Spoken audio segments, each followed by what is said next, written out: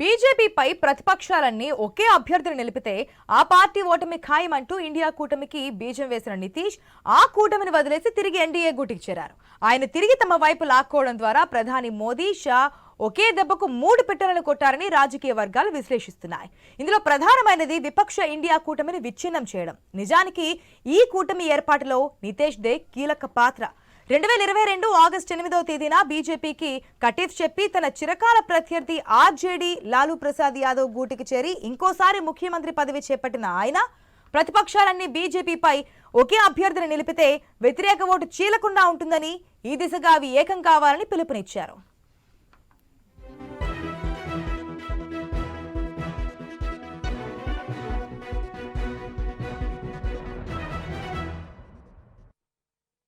కాంగ్రెస్ అంటే గిట్టని బెంగాల్, ఢిల్లీ సీఎంలు మమతా బెనర్జీ, అరవింద్ కేజ్రీవాల్, సమాజ్వాదీ అధినేత అఖిలేష్ యాదవ్ను ఇతర విపక్షాలను ఏకతాటిపైకి తెచ్చారు.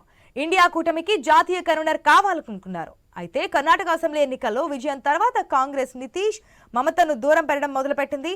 తర్వాత జరిగిన 5 రాష్ట్రాల రాజస్థాన్, మధ్యప్రదేశ్, ఛత్తీస్గఢ్, తెలంగాణ, మిజోరం అసెంబ్లీ ఎన్నికల్లో గెలిస్తే ఇక తనకు తిరుగునుండదని, కూటమికి తానే నాయకత్వం వహించవచ్చని భావించింది. తెలంగాణలో తప్ప మిగతా రాష్ట్రాల్లో ఘోరంగా ఓడిపోయినా ఆ పార్టీ వెనక్కి తగ్గలేదు. కూటమి చైర్మన్ గా ఖర్గే నియామకం తర్వాత నితీష్ కు పరిస్థితి అర్థమైంది.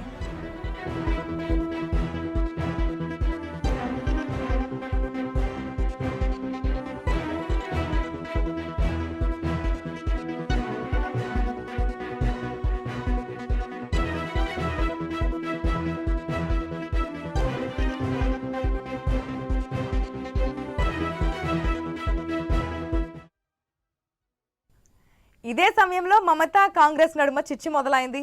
తమను సంప్రదించకుండా, మాట మాత్రమైనా చెప్పకుండా రాహుల్ గాంధీ స్వలాభం కోసం భారత్ జోడో న్యాయ యాత్రను ప్రారంభించడంపై ఆమె ఆగ్రహం వ్యక్తం చేశారు. బెంగాల్లోని 42 లోక్సభ స్థానాల్లో ఆ పార్టీకి 2 సీట్లు ఇస్తారని ప్రతిపాదించారు. ఇందుకు కాంగ్రెస్ అంగీకరించకపోవడంతో బెంగాల్లో ఆ పార్టీతో పొత్తు ఉండదని ఆమె ప్రకటించారు. యాత్రలో పాల్గొనడానికి నిరాకరించారు. అటు పంజాబ్, ఢిల్లీలో ఆప్ ఒంటరిగా పోటీ చేస్తుందని, హర్యానా, గోవా, గుజరాత్ సీట్ల సర్దుబాటు చేసుకుందామని కేజ్రీవాల్ మెలికపెట్టారు. అటు మహారాష్ట్రలో తాము గత ఎన్నికల్లో పోటీ చేసిన 23 స్థానాల్లో ఒక్కడి కూడా వదులుకోబోమని ఉద్ధవ్ శివసేన ప్రకటించింది. దీంతో కూటమికి బీటలు వారినట్లయింది.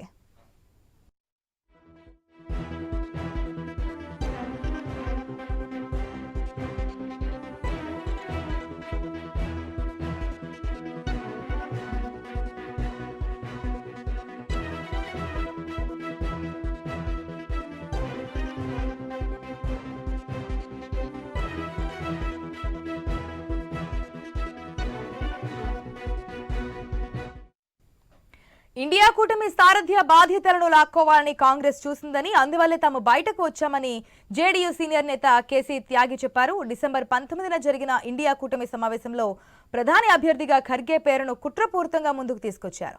అంతకుముందు ముంబైలో జరిగిన భేటీలో ప్రధాని అభ్యర్థిని ప్రకటించవద్దని నిర్ణయం జరిగింది. దీనికి భిన్నంగా ఖర్గే పేరును మమతతో ప్రతిపాదించేశారు. అంతేగాక సీట్ల పంపకాలపై కాంగ్రెస్ జాప్యం చేస్తూ వస్తుందని పేర్కొన్నారు.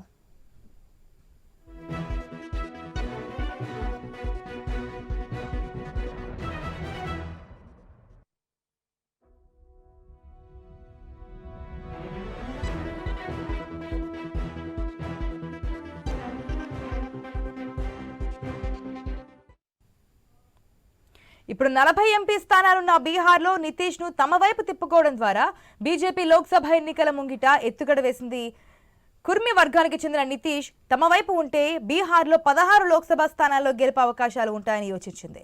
ఇక మరోవైపు యూపీలోనూ సీట్లు పెంచుకోవడానికి ఇది ఉపకరిస్తుందని భావిస్తోంది.